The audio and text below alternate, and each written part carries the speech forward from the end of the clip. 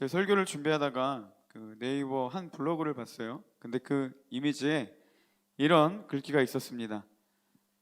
지식의 경험을 만나야 지혜가 된다. 이런 말이 있었어요. 다시요. 지식이 경험을 만나야 지혜가 된다. 이런 글귀였어요. 그리고 그 내용이 이렇습니다. 제가 요약해서 조금 읽어드릴게요. 지식은 경험을 만나야 합니다. 우리는 조선시대 사람들보다 더 많은 지식을 가지고 있습니다. 하지만 그 시대보다 지혜는 부족한 것 같다. 왜냐하면 지식은 넘쳐나지만 그것을 경험할 시간은 점점 없어지기 때문입니다. 결국 경험을 통해 생겨나는 지혜는 부족할 수밖에 없습니다. 이야기하는 게 뭔가요? 조선시대의 사람들보다 더욱더 많은 지식의 홍수 속에 살고 있는데 그 시대의 사람보다 지식은 많지만 지혜는 부족한 것 같다 라는 게 이 사람의 말입니다. 왜냐하면 지식은 넘쳐나지만 그 지식을 경험할 시간은 굉장히 작다라는 것이죠. 그렇기 때문에 경험을 통해 생겨나는 이 지혜에 대한 부족함이 지금 이 시대를 살고 있는 우리들 가운데 있다라는 게 이 글의 내용입니다. 그리고 중략하고요, 마지막에 이런 내용이 있어요. 우리는 어떤 일을 잘하기 위해서 새로운 지식이 있어야 한다고 생각한다. 하지만 이 대부분의 지식은 우리가 이미 가지고 있다. 단지 실행하지 않았고 지혜로 만들지 않았을 뿐이다. 무슨 얘기예요? 우리가 어떤 일을 무언가 할 때 좀 깨달음이 있어야 된다. 새로운 지식이 있어야 된다라고 생각을 한대요. 그런데 대부분의 지식은 우리가 이미 알고 있는 지식입니다. 단지 실행하지 않았고 경험되어지지 않은 지혜일 뿐이다 라고 이야기를 하고 있습니다. 저는 이 말씀을 준비하면서 참 신앙생활이 이와 같다고 생각했어요. 여러분 그렇지 않아요? 솔직히 말해서요, 부끄럽지만 여러분 제 설교보다요 유튜브에 보시면 기가 막히신 분들 설교 많습니다. 그죠? 말씀의 홍수 가운데 살고 있어요. 설교도 굉장히 많이 세련되졌습니다. 여러분 70년대 80년대만 해도요 부흥사 목사님들 마이크에 그 리버브, 그러니까 에코 엄청 넣고 불러 하면 다 믿고 기도했어요. 설교가 그게 다였어요. 근데 지금은 예화도 들고 뭐 여러 가지 뭐 논리적으로 얘기하려고도 노력하고 설교가 그전에 비해서 많이 세련돼지고 지식적이 되어버렸어요. 근데 이 지식이 우리의 삶 가운데 경합이 돼서 지혜로운 삶이 나타나냐, 신앙적으로 나타나냐, 그건 아니라는 거예요. 그리고 아까 이 저자가 얘기했죠. 우리가 무언가를 하기 위해선 새로운 지식이 있어야 된다고 생각하는데 이미 그 지식들은 우리가 이미 가지고 있다는 거예요. 단지 실행되지 않았고 경험되어지지 않은 지혜일 뿐이다. 이렇게 얘기를 했습니다. 말씀이 능력으로 나타나지 않는 경우도 이런 것과 같죠. 우리가 지식이 경험으로 나아가야 되는데 지식으로만 머무는 거예요. 영적인 공허함을 느낄 때 여러분 어떻게 해야 된다고 배웠습니까? 뭐 예배해야 되고 기도해야 되고 하나님 찾아야 되고 찬양해야 되고 이런 영적 행위들을 해야 된다라고 배웠잖아요. 이거 모르는 사람 없잖아요. 근데 문제는 뭐냐? 안 돼요. 우리의 지식이 경험까지 나아가지를 못해요. 그러니 결국 어떻게 돼버립니까? 지식이 모자라서 못하는 게 아니라 지식은 있는데 경험되어지지 않은 은혜로 인해서 지혜로운 삶, 신앙적인 삶이 나타나지 않는다는 거예요. 여러분 말씀을 읽을 때요 정말 중요한 것 한 가지가 있어요. 특히 큐티 하시는 분들 정말 중요한 게 하나 있어요. 뭐냐면 적용하는 작업이 필요해요. 말씀을 깨달았어요. 그러면 그걸 내 삶에 비추셔야 됩니다. 그리고 내가 어떤 부분들이 잘못되었고 어떤 부분들을 고쳐야 하고 어떻게 나아가야 되는지를 구체적으로 적용하시고 그걸 삶으로 가지고 가셔야 돼요. 그 큐티로 잘 알려진 우리들 교회 김영재 목사님이 큐티를 이렇게 정의하셨어요. 뭐라냐면 적용하지 않는 큐티는 큐티가 아니다. 말씀을 아무리 화려하게 깨달아도 삶에 적용하지 않는 큐티는 큐티가 아니라는 겁니다. 다시 말하면요, 여러분 오늘 말씀에 아무리 주구장창 듣고 여러분들이 아는 지식이 있어도 문제는 뭐냐? 삶으로 경험되어지지 않는 말씀, 적용되어지지 않는 말씀은 말씀이 아니라는 겁니다. 하나님은요 우리가 이 하나님의 지식 그리고 성경의 말씀을 단순히 지식으로만 그치는 것이 아니라 우리가 삶으로 경험되어지기를 원하세요. 그걸 위해서 끊임없이 우리를 이끌어 주시는 분이라는 겁니다. 그래서 이것들을 위해 사용하시는 방법이 뭐냐면 당근과 채찍, 다시 말하면 은혜와 고난이라는 그 키워드를 많이 사용하세요. 자, 은혜를 받았어요. 말씀을 받았어요. 그러면 우리가 이걸 가지고 삶의 자리로 나아가야 돼요. 부딪혀 봐야 돼요. 이 말씀이 내 삶에 어떻게 적용이 되는지 해봐야 돼요. 그리고 고난과 연단이라는 시간을 통해서 지식의 삶에서 지혜로 나타나게 된다는 거예요. 다시 말하면 은혜의 마음에서 삶으로 그 은혜가 전달이 되는 자리까지 나아가야 된다는 것입니다. 많은 청소년들, 청년들이 수련회 받았을 때 그 마지막 날 밤에 은혜 엄청 받잖아요. 그리고 나서 다들 어떻게 생각해요? 나가면 다 깨부실 것 같죠? 다 변화될 것 같죠? 근데 막상 나가면 어떻게 됩니까? 하루는 좀 견뎌요. 3일 견뎌요. 일주일 되면 다시 돌아와요. 왜냐하면 나는 변한 것 같은데 내 환경은 전혀 변하지 않았거든요. 여러분, 은혜를 받았으면 이젠 그걸 가지고 경험해야 돼요. 삶에서 그 은혜를 가지고 싸워야 돼요. 근데 이게 안 되는 거예요. 이 적용이 안 되니까 다시 돌아가고 다시 돌아가고 다시 돌아가는 거예요. 비록 그 과정이 쉽지 않습니다. 여러분, 경험을 통한 지혜의 자리까지 나아가는데 쉽지 않지만 우리가 그때 반드시 인내하고 나아간다면 분명한 것은 우리의 그 수고와 비교할 수 없는 하나님의 은혜를 체험하는 놀라운 역사가 있게 된다는 것입니다. 이제 이틀 전이죠. 이틀 전부터 금요일 날 이제 함께 같이 강단에 모여서 우리 청년들 기도회를 시작했습니다. 감사하게도 12시까지 한 기도를 한 것 같아요. 우리 청년들 함께 같이 열심히 기도해 주셔서 개인적으로 너무 좋았습니다. 모르겠습니다. 막 코에 침 바르면서 다리 무릎 꿇고 기도해갖고 힘들어하는 지체들도 있었는데 저는 너무 좋았어요. 제가 이 기도회를 통해 알고 싶었던 한 가지는 그겁니다. 여러분들에게 성경적 지식이 부족한 게 아니에요. 그죠? 여러분, 설교가 뭐 제가 얘기하는 거 이거 처음 들어본 거예요? 아니잖아요. 다 아는 내용이에요. 솔직하게. 여러분들 뭐 은혜 받았던 말씀들 뭐 처음 뭐 유레카 막처럼 막 깨달음이 있었나요? 아니에요. 원래 아는 건데 마음 가운데 깊이 새겨지니까 깨달아지는 거지. 성경의 지식이 부족한 게 아니에요. 저는 기도회를 통해 정말 여러분들이 경험해 봤으면 하는 게 뭐냐면 그 지식의 말씀이 삶 가운데 진짜 나타나는지, 다시 말해서 하나님 진짜 살아계신지를 경험해 봤으면 좋겠어요. 그래서 얘기하고 싶은 건 그겁니다. 여러분 다 오세요. 오셔서 같이 기도하세요. 그리고 두 번째, 하나님을 경험했으면 삶에서 살아야 됩니다. 그때 우리의 지식이 경험으로 나타나고 삶에서 나아갈 때 진짜 지혜가, 진짜 신앙이 우리 가운데 나타나는 겁니다. 이런 비슷한 맥락이요 오늘 본문에 나타납니다. 여러분, 오늘 본문 내용 아시죠? 제자들이 풍랑을 만났어요. 그죠? 근데 이 본문 앞의 내용이 뭔지 아세요? 잘 아시는 그 오병이어의 사건이 나타납니다. 예수님이 말도 안 되는 기적을 일으키셨어요. 많은 사람들, 성인만 5,000명이 됐다면 여기도 보세요. 성 비율이 남자보다 여자가 더 많잖아요. 그죠? 그리고 애들도 있었을 거예요. 그러면 뭐 5,000명, 뭐 10,000명 그 이상의 사람들이 있었어요. 그들을 다 먹이고 남는 그런 기적이 나타났어요. 하나님의 놀라운 기적을 경험했습니다. 그리고 이제 배에 오르자 경험한 게 뭐냐? 풍랑이에요. 이해되시죠? 하나님의 은혜를 경험했으면 삶 가운데 나아갔더니 만난 것이 고난이었다라는 거예요. 오병이어의 기적을 통해 우리 주님은 이렇게까지도 하시는 분이구나 라는 걸 깨달았으면 고난 가운데 그들이 해야 되는 행동이 뭐였습니까? 그 주님이 우리를 건지실 거야 라는 적용까지 나아가야 되는 거예요. 이해되시죠? 풍랑을 통해서도 하나님께서 그들에게 요구했던 건 뭐냐? 5,000명을 먹이신 주님의 놀라운 능력이 그들의 고난 가운데도 함께함을 믿고 신뢰해야 했다라는 거예요. 근데 문제는 뭐냐? 적용이 안 됐어요. 오늘 말씀에도 보면 이렇게 되어 있죠. 그냥 그들이 고난을 당하더라 라고 끝났습니다.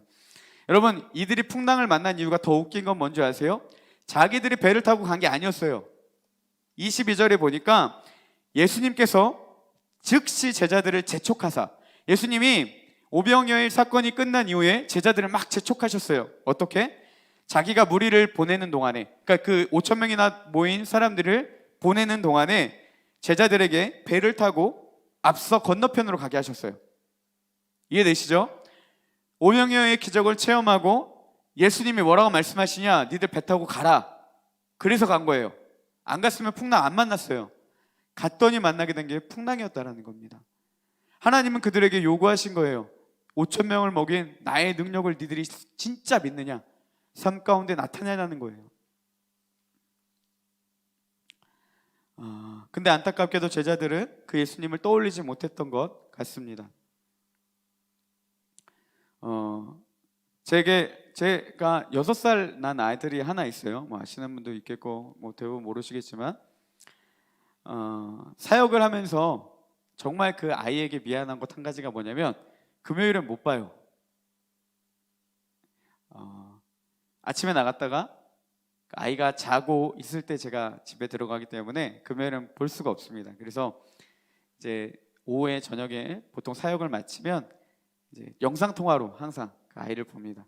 근데 어떨 때가 마음이 아프냐면 얘도 아는데 가끔 아빠를 찾을 때가 있어요. 그러면 마음이 아파요.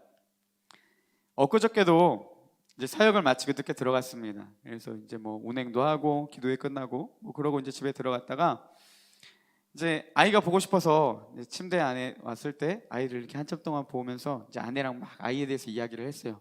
근데 이 녀석이 갑자기 깼어요. 깨갖고 저도 너무 보고 싶었으니까 막 얘기를 하다가 이런 얘기가 됐어요. 아내가 갑자기 제 아이가 하준이거든요. 하준이에게 물어봤습니다.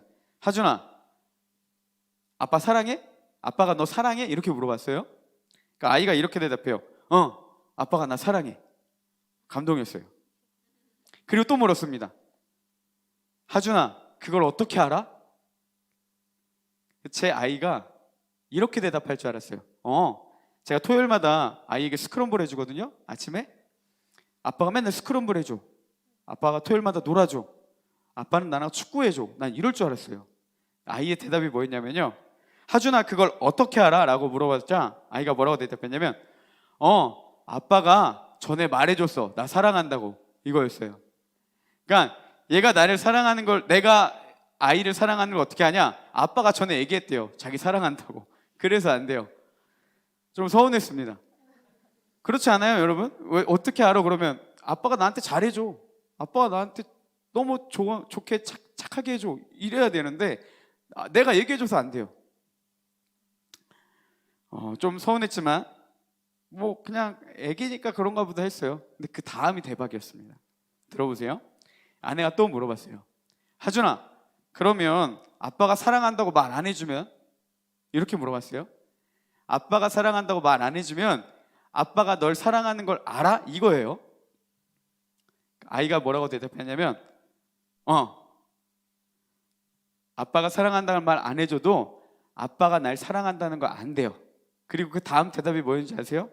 나는 아빠 마음 알아. 이거였어요. 제가 이제는 하준아 아빠가 너 사랑해 라고 얘기하지 않아도 안 돼요.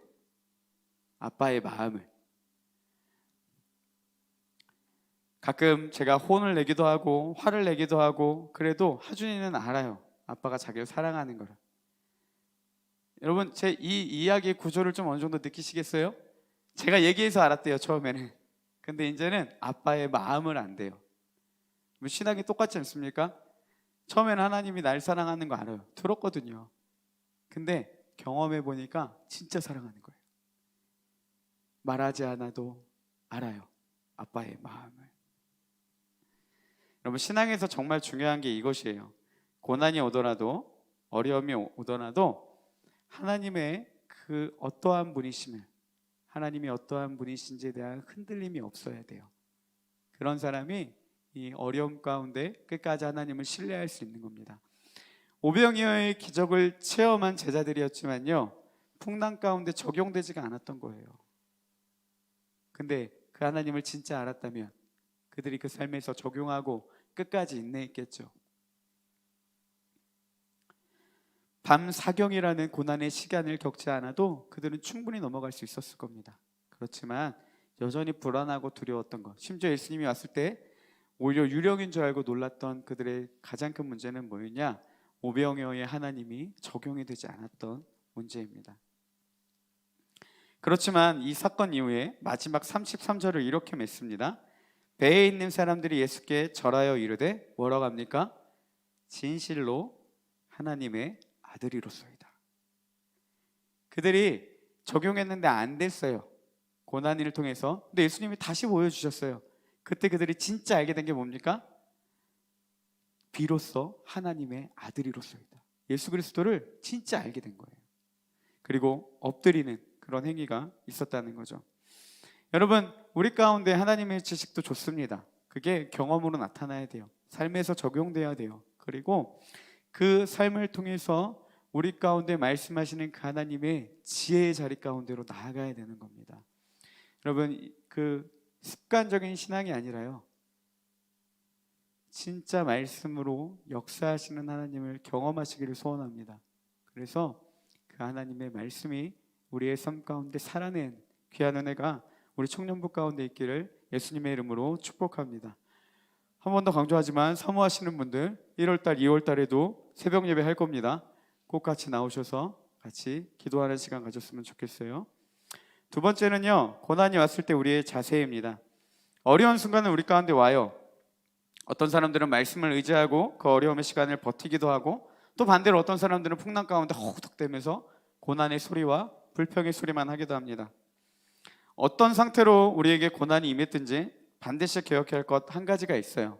뭐냐면 밤 사경은 반드시 온다라는 겁니다. 여러분, 오늘 말씀의 밤 사경이 어떤 시간입니까? 고난 가운데 있는 제자들에게 예수 그리스도가 찾아가신 것, 그리고 그들을 건지심이 있었다는 거예요. 오늘 말씀의 제목이 뭔지 아세요? 믿으면 버텨라 였어요. 근데 사실 이렇게 하고 싶었어요. 믿음의 존버. 너무 하고 싶었는데, 여러분, 주보 앞장에 사부 예배, 마태복음 이렇게 해놓고 믿음의 존버하면 차마 존버라는 말을 못 쓰겠더라고요. 아내한테 한번 물어봤습니다. 여보, 써도 될까? 그러다가 엄청 욕먹었어요. 그래서 목회자의 말로 입으로 좀 표현하기 격한 표현인 것 같아서 참아 못하고 그냥 버텨라 라고 했습니다. 근데 여러분, 제가 원래 이런 단어 예수님 만나서 손에 꼽을 정도로 안 썼거든요. 근데 이 표현이 진짜 절실한 것 같아요. 여러분, 고난 가운데 우리는 존버해야 돼요. 믿음으로. 정말 사역의 끝이라고 생각했던 목사님들이 그 고난의 시간들이 있었어요. 어떤 분은 막 그 사역 가운데 엄청난 일도 있었고, 말하기 참 하여튼 그런 힘든 시간들을 겪고 있는 목사님들이 공통적으로 하는 말이 있어요. 여러분, 어려운 시기에 가장 적절한 방법, 그러니까 우리가 정말 힘듦이 올 때 어떻게 해야 될까요? 라는 대답에 공통적으로 한 가지로 대답했어요. 무슨 말인지 아세요? 뭐냐면 아무것도 안 하는 겁니다. 정말 힘든 시기에 어떻게 이겨낼 수 있냐? 그 많은 분들이 공통적으로 하는 게 아무것도 안 하는 거래요. 다시 말하면, 자꾸 써서 미안한데 존버입니다. 겁나게 버티는 거예요. 그냥 아무것도 안 하고. 여러분, 예수님의 제자들 중에는 많은 사람들이 어부 출신들이 있었어요. 풍랑에 익숙했고 배에 어느 정도 스킬도 가진 사람들이었습니다. 근데 그들이 어쩔 줄 몰라 했다면 아마 엄청난 풍랑이 있지 않았을까 싶어요. 그리고 위급한 상황이었을 거예요. 예수님께 순종하며 갔는데 오히려 그들은 어려움을 만났죠. 하지만 밤 사경 예수님이 그들에게 찾아가세요. 어려움 속에서 건져주세요. 그때 그들이 해야 될 게 두 가지 있었습니다. 하나는 앞에서 이야기한 것처럼 구원의 능력을 믿음으로 기대하는 것과, 두 번째는 그때까지 버티는 거예요. 여러분, 하나님의 말씀을 막 은혜를 받았어요. 근데 세상 가운데 나가는데 안 돼요. 왜 안 되는 줄 아세요? 힘들어요. 버텨야 되는데 힘들어요. 그러니까 포기해버리는 거예요. 그래서 지식이 지혜까지 나아가지 못하는 겁니다. 여러분, 신앙은요, 견디는 거예요. 버티는 거예요. 그러면 하나님의 밤 사경이 반드시 온다는 겁니다. 제가 간증을 하나 하고 마치려고 해요. 신대원 졸업을 이제 앞두고 있었어요. 그래서 그 당시에 제가 섬기던 교회가, 이제 저도 신대원을 졸업하면 결혼을, 그러니까 2월에 졸업하면 4월 달에 결혼을 해야 됐기 때문에 전임 사역을 나가야 됐어요. 왜냐하면 이제 가정도 제가 꾸려야 되니까 그 파트타임 사례비로는 감당이 안 됐거든요. 그리고 이제 그 교회가 전임 사역자를 감당할 수 있는 교회가 아니었어요. 그래서 하나님께 기도했습니다. 그리고 이 신대원을 졸업하면 어떤 일이 있냐면요, 그 다음에 아시죠? 강도사가 바로 있고 그 다음에는 목사가 되는 거예요. 그리고 전임 사역하면 이제는 빼박이에요. 그렇죠? 이제는 어떻게? 그리고 제가 그때 나이가 32, 33 그랬으니까. 그래서 하나님 앞에 기도했습니다. 하나님, 이제는 정말 결정을 해야 됩니다. 내가 사역을 계속 할 건지 아니면 그만둬야 할 건지 알려주세요. 이런 기도를 했어요. 그 가운데 지금 뭐 시간상 다 말할 수 없지만 하나님이 저를 정말 많이 다루셨어요. 그리고 그 가운데 제가 하나님 앞에 고백했던 게 뭐냐면, 올해가 넘어가도록 하나님 사역지를 주지 않으시면 저는 하나님이 여기까지라고 알게요. 그리고 제 마음을 다뤄주셔서, 그렇지만 하나님 저 서운하지 않아요, 이렇게 했어요. 구했는데 잘 안 됐습니다. 그러다가 극적으로 말도 안 되게 12월 중순쯤에 사역지가 한 군데 결정이 됐어요. 그래서 그곳 가운데 갔습니다. 사역이 쉽지 않았어요. 제가 12월 달에 들어가면 1월 달에 이제 강도사고시 시험이 있었는데, 여러분 강도사고시 시험이 대충 볼 수 없어요. 공부를 좀 해야 되거든요. 근데 그 교회에서 있던 그 부목사님이 뭐 라떼는 아시죠? 그거 하면서 자기 때도 다 했다고 시간을 조금도 안 주는 거예요. 공부할 시간을. 더 화가 났던 건 뭐냐면, 그분 약간 이렇게 뚱뚱하게 생겼거든요. 자기는 맛집을 보면서 일은 자꾸 나를 시키는 거예요. 목사님이 그분에게 설교를 맡기면 이분은 저한테 맡겨요. 그럼 나는 막 미치겠는 거예요. 공부도 해야 되는데 사역도 해야 되는데 뭐 이것까지 막 있으니까 했어요. 근데 계속 했습니다. 제가 그때 하나님께 결단한 게 뭐냐면, 하나님 저를 쓰셨으니까 내가 뿌리를 뽑든 아니면 내가 나가든 둘 중에 하나 하겠습니다. 그 생각으로 그냥 뭐 무슨 상황이 와도 다 했어요. 정말 너무 치욕적인 것들로 시켰을 때도 다 했어요.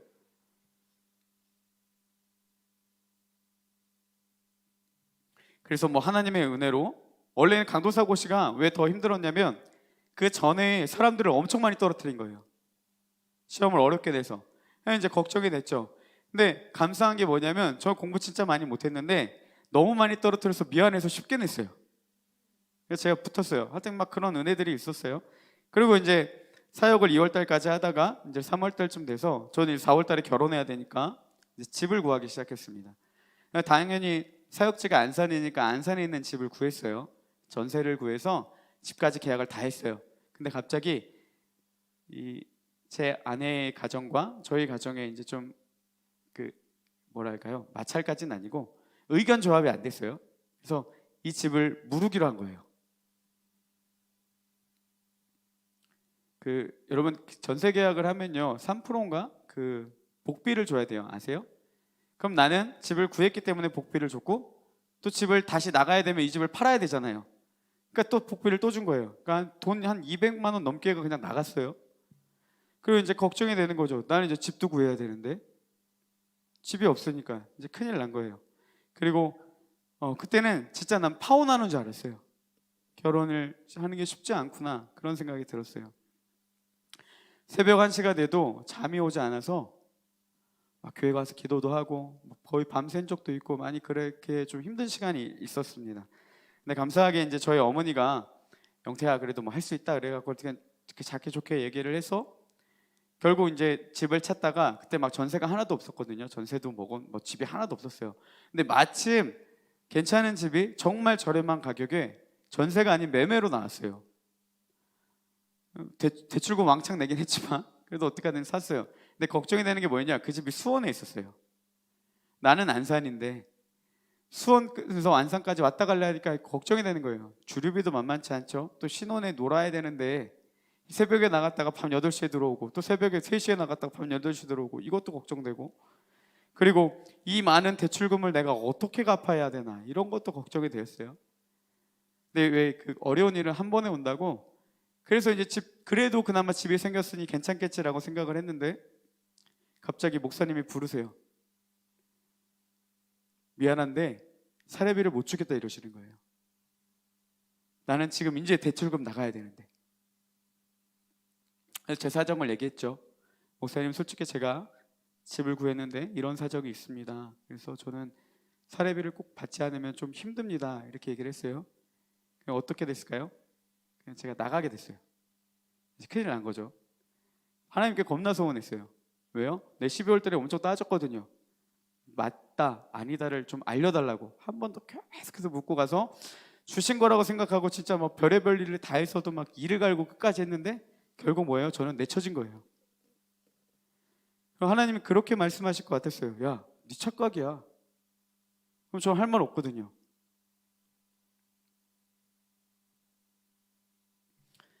집은 마련해 놨는데 사역지는 뭐 거의 나오다시피 했지.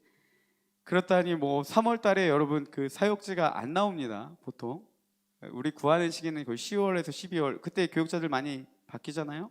그것처럼 저희도 그래요. 이제 큰일 난 거예요. 시기도 다 놓치고 뭐 아무런 방법이 없는 거예요. 그렇게 고민하고 보름 정도 지났는데 갑자기 모교에서 연락이 왔어요. 목사님이 제가 쉬고 있다는 걸 듣고 와서 잠깐 해라. 이렇게 해서 사역지가 연결이 됐어요. 되게 웃긴 게 뭐냐면요, 제가 안산의 집이 갑자기 부모님들의 좀 이렇게 말이 맞지 않아서 집을 바꿨잖아요. 그리고 수원으로 잡았잖아요. 제가 구한 집, 수원 집과 그 모교의 거리가요 차로 5분에서 10분 거리예요. 근데 제가 안산에 구했으면 안 됐겠죠. 또 놀라운 한 가지는 그렇게 하고 3월 달에 제가 사역지를 나왔잖아요. 8월 달에 교육자들 다 쫓겨났어요.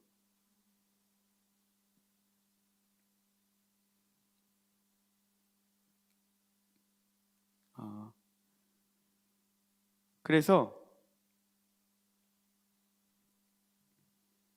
감사한 마음으로 그곳에서 이게 사역을 감당했습니다. 뭐 얼마나 전달됐는지 모르겠어요. 네, 진짜 힘들었거든요. 그때는 되게 하나님 원망스럽기도 하고 따질 수도 없었어요. 왜냐하면 하나님이 아닌데? 라고 하면 할 말 없을까 봐. 난 그게 더 얄미웠어요, 하나님 앞에. 근데 하나님은 실질적으로 모든 것들을 다 준비하고 계셨던 거예요. 그래서 제 아들의 이름이 하준이에요. 왜 하준이냐면 하나님의 준비하심이에요. 저는 이런 일들이 너무 많아요. 막 말도 안 되는 그런 그 대출금을 갚도록 인도하신 하나님.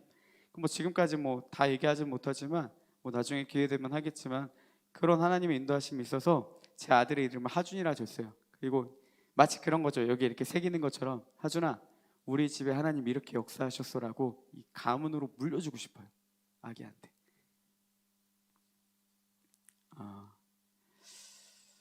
여러분 이제 말씀을 마치겠습니다. 하나님을 아는 게 진짜 중요해요. 근데 그거는 지식적인 알미 아니고요, 지혜적인 알미 있어야 돼요. 우리가 말씀이 정보가 부족해서 넘어지는 게 아니에요. 삶에서 적용이 안 되고 또 어려운 그 눈앞의 현실 앞에 자꾸만 포기하는 거예요. 여러분 믿으면 그 말씀이 이루어질 때까지 버티셔야 돼요. 그러면 하나님의 때는 반드시 우리 가운데 임한다라는 사실입니다. 하나님은 우리가 생각하는 것 이상으로 우리에게 많은 것들을 계획하시고 또한 구원의 놀라운 뜻을 이루셨어요.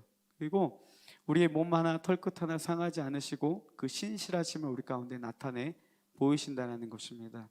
혹시라도 어려운 일들이 있고 또 말할 수 없는 믿음의 힘든 시간을 겪고 있다면 여러분 조금만 더 버티시기 바랍니다. 겨울이 있으면 봄이 있는 것처럼 밤사경 그 예수 그리스도의 구원의 때는 반드시 우리 가운데 임한다라는 사실입니다.